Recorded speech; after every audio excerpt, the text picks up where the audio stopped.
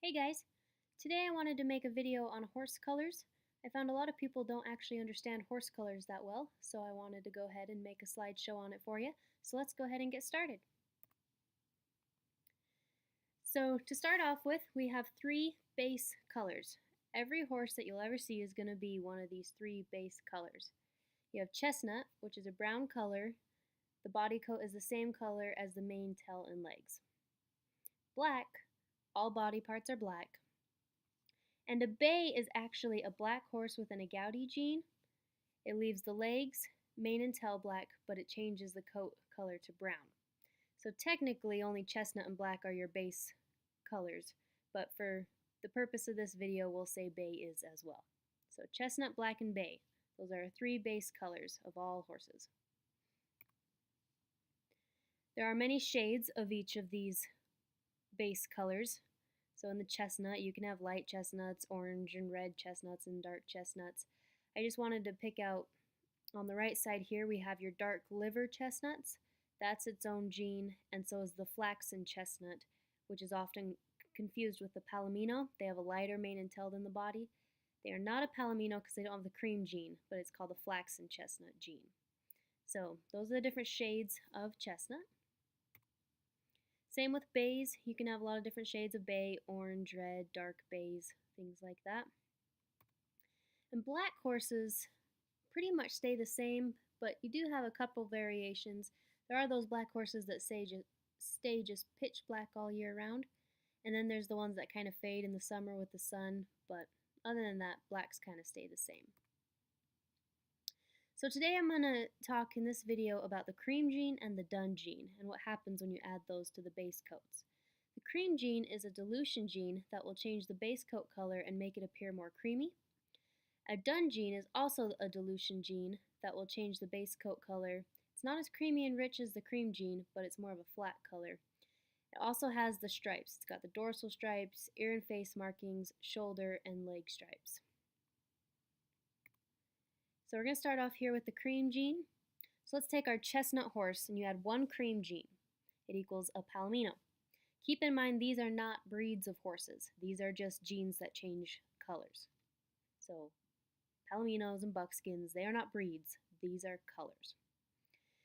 So palomino, chestnut with one cream gene, it changes the mane and tail to a white color and changes it lighter than the body. And you can see that body color is a nice, rich, creamy color. That's what the cream gene does. A bay with one cream gene is called a buckskin. Also, again, changes that body coat to a really pretty, rich, creamy color, but it keeps the mane, tail, and legs black, like a bay. A black horse with a cream gene is called a smoky black. The cream gene doesn't affect black very much. It kind of just looks black still. However, a lot of smoky blacks tend to fade really easily in the sun. Also, their eyes are usually gray. So that's kind of one way to tell, but other than that, they just look black. But they do have that cream gene, so they can produce palominos and buckskins, and most likely just more smoky blacks, since black is very dominant. With the cream gene, unlike other genes, you can add more to them and it will continue to change the color. So if you have two cream genes, one from each parent, to a chestnut, it equals a cremello. Because it got 50% cream from one parent and 50% cream from another, it is now a homozygous cream gene horse. So all these horses are homozygous for the cream gene, so you're guaranteed to get buckskins, palominos, smoky blacks, or if they're bred to another one of those, you can get these homozygous horses. So cremello is a chestnut with two cream genes. A purlino is a bay with two cream genes. Since it's a bay, often the mane and tail are going to be a little darker, often a cinnamon color. A black with two cream genes is a smoky cream. So those are our homozygous cream horses, very popular for breeding. Now, going on to the dun gene, another very common gene you'll see around. A chestnut with the dun gene is called a red dun.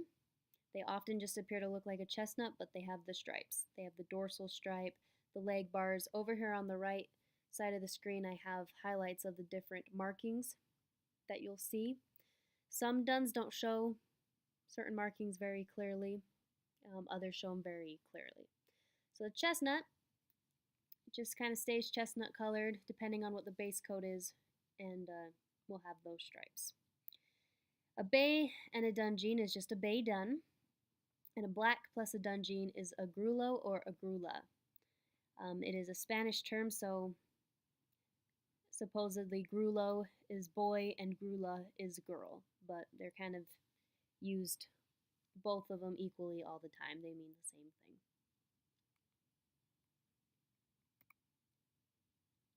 So the cream and the dun gene. Horses can get multiple genes depending on their parents. So if you have one buckskin bred to a dun horse, it can get both of those genes. So a chestnut with a cream gene and a dun gene would make it a Dunalino. It's a dun with a Palomino gene, so it's a Dunalino. A bay with a cream gene and a dun gene is called a Dunskin. And a black with a cream and dun gene would just be a smoky black dun. So obviously those ones are nice because they can reproduce babies that have both the dun and the cream gene. So with the different shades of those base coats that we went over earlier, you can get different shades of your Palominos and your buckskins and all your duns. So this is where it gets really interesting. You can have Palominos that are really dark because their base coat was a really dark chestnut. Same with red duns. Same with your bays. Your lighter bays that have the cream gene are your buttermilk buckskins, and your really dark bays are called a sooty buckskin with the cream gene. And then blacks, though they don't seem to change very much, they definitely change with the dun gene.